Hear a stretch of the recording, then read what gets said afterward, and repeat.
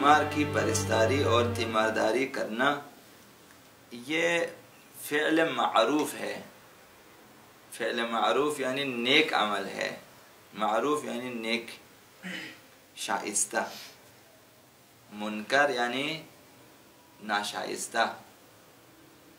تو یہ فعل معروف میں سے ہے، اور ایک ایسا عمل ہے کہ مستحب ہے. تیمارداری مستحب ہے.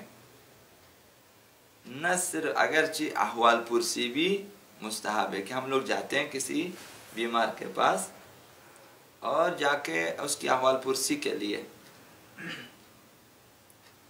یہ بھی مستحب ہے. تیمارداری بھی مستحب ہے. روایات میں آیا ہے کہ جب ہم سفر کرتے ہیں، ایک دوسرے کے ساتھ ہم سفر ہیں، تو ایک دوسرے کے اوپر حقوق ہوتے ہیں. ایک ہم سفر کا حق دوسرے پر، دوسرے کا حق پہلے پر کچھ حقوق. تو ایک حق ہم سفر یہ ہے کہ اگر ان میں سے ایک بیمار ہو جائے تو جو دوسرے ہم سفر ہیں وہ کم از کم 3 دنوں تک اس کے پاس رہے، اس بیمار کے ساتھ رہے، نہ چھوڑیں. ابھی یہ بیمار ہو چکے ہیں، ابھی ہم لوگ چلے جائیں گے کربلا، ابھی ہم لوگ جائیں گے نجف. کربلا جائیں، آقا امام حسین علیہ السلام پوچھیں گے. نجف جائیں، آقا امیر المومنین پوچھیں گے کہ فعل معروف کو چھوڑ دیا اور آئے ادھر کیا لینے آیا. حتیٰ حج پہ جانے والے لوگوں کو رلا کے، گھر میں بچوں کو رلا کے اور ہم سفروں کو رلا کے حج پہ جاتے ہیں. تو یہ 3 دن تک ہم سفر کے اوپر حق ہے کہ اپنے بیمار ہم سفر کے ساتھ رہیں، اس کے پاس رہیں اور اس کی دیکھ بھال کریں اور اس کی ضرورتوں کو پوری کریں. اب جب حق ہے تو قیامت کے دن حق کے بارے میں سوال کیا جاتا ہے. نماز جماعت بغیر عذر شرعی کے چھوڑنا ٹھیک نہیں ہے، سزاوار نہیں ہے. بعض اوقات حرام ہے، فعل حرام انجام دیتا ہے. وہ اس صورت میں کہ اگر نماز کو بے اہمیت سمجھتے ہوئے نماز جماعت کو ترک کریں، حرام ہے، گناہ ہے. بعض اوقات سستی کی وجہ سے، اہمیت کا پتہ ہے، قائل ہے کہ یہ بہت بڑی فضیلت والی چیز ہے، لیکن سستی وغیرہ کی وجہ سے یا دوست آ جاتے ہیں ہوا وغیرہ یا کھانے پینے کسی وجہ سے نہیں آتے، وہ شائستہ نہیں ہے. لیکن عذر شرعی ہو تو آپ نہ آئیں. عذر شرعیوں میں سے ایک تیمارداری ہے کہ گھر میں یا ہاسپٹل میں ایک بیمار ہے، مجھے بار بار اس کی دیکھ بھال کرنی ہے، لہذا جماعت میں نہیں جا سکتا. خدا کے نزدیک یہ عذر شرعی ہے. اگر اس وجہ سے آپ نہیں جاتے تو جماعت کا ثواب مل جاتا ہے آپ کو، اسی تیمارداری کے ضمن میں جماعت کا ثواب مل جاتا ہے. اجنبی مرد اور عورت کا ایک دوسرے کی تیمارداری کرنا یہ اس وقت جائز ہے جب محرم نہ ملے. مثلا ایک مرد بیمار ہے، اس کی دیکھ بھال کرنے کے لیے کوئی مرد یا کوئی محرم، ماں، بہن، بیوی، خالہ، مثلا کوئی ایسی محرم خاتون بھی نہ ملے، کوئی مرد بھی نہ ملے تو جائز ہے. اسی طرح سے ایک خاتون بیمار ہے، اس کی تیمارداری کے لیے کوئی محرم نہ ملے یا کوئی خاتون نہ ملے، مثلا باپ، بھائی، شوہر وغیرہ، ماموں، یہ ملے تو ٹھیک ہے.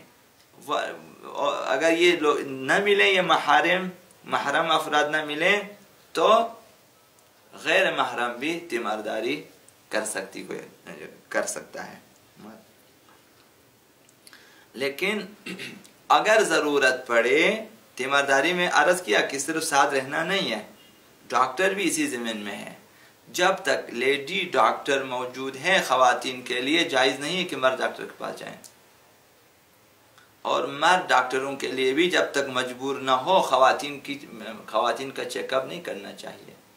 جس میں لمس و نظر ہے، ایسی آپ مشورے دینا چاہیں ٹھیک ہے، اگر ضرورت پڑے کہ ہاتھ لگائیں، چھوئیں، نبض دیکھیں مثلا، یا دیکھیں بعض جگہوں کا معائنہ کرنے، تو جب تک مجبور نہ ہو کہ کوئی اور لیڈی ڈاکٹر نہیں ہے، میں نہیں معائنہ کرنا ہے، اس صورت میں جائز ہے، ورنہ جائز نہیں ہے۔ اسی طرح لیڈی ڈاکٹر کے لیے بھی جو ہے مرد مریضوں کا دیکھنا جبکہ کوئی عذر نہیں ہے، مثال مرد ڈاکٹر ہیں تو یہ لیڈی ڈاکٹر ان کا معائنہ نہ کریں، ویسے بات کریں ایسے ہی بغیر معائنہ لمس و نظر کے، اگر کہ دیکھے بھی نہیں اور جو ہے چھوئے بھی نہیں اور ایسے ہی علاج کر سکیں ٹھیک ہے، ورنہ لمس نظر کے لیے شرط ہے کہ جب مجبور ہو جائے تو اس حد تک جائز ہے۔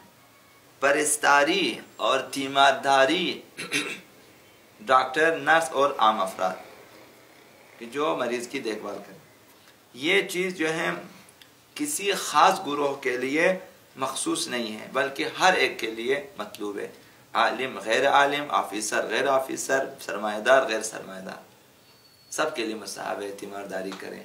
ڈاکٹر اور جو ہے ڈاکٹر محرم نہیں ہوتا کہ اگر کوئی شخص کہے کہ جب میں مریض ہوں تو ڈاکٹر میرے لیے محرم ہے، محرم نہیں ہے، نہ محرم ہے۔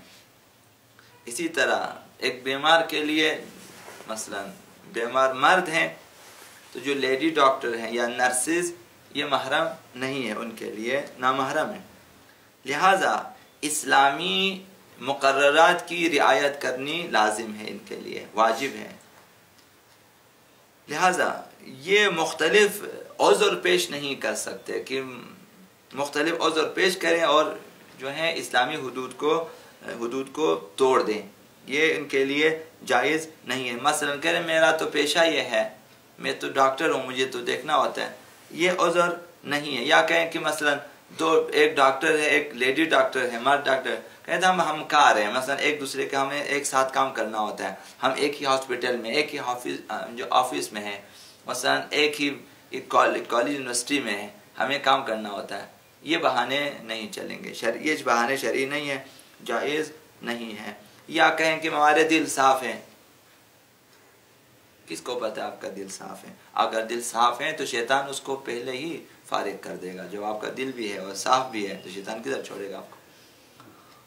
شیطان انہی دلوں کے پیچھے ہے جو صاف ہے، اس کو خراب کرنا چاہتے ہیں۔ تو لہٰذا حریم اسلامی توڑنا جائز نہیں ہے ان مختلف بہانوں سے۔ اگر پرستار یعنی تیماردار اور ڈاکٹر مرد یا عورت جو بھی ہو، اگر وہ بیمار کو نقصان پہنچائے تو بعض صورتوں میں ضامن ہے۔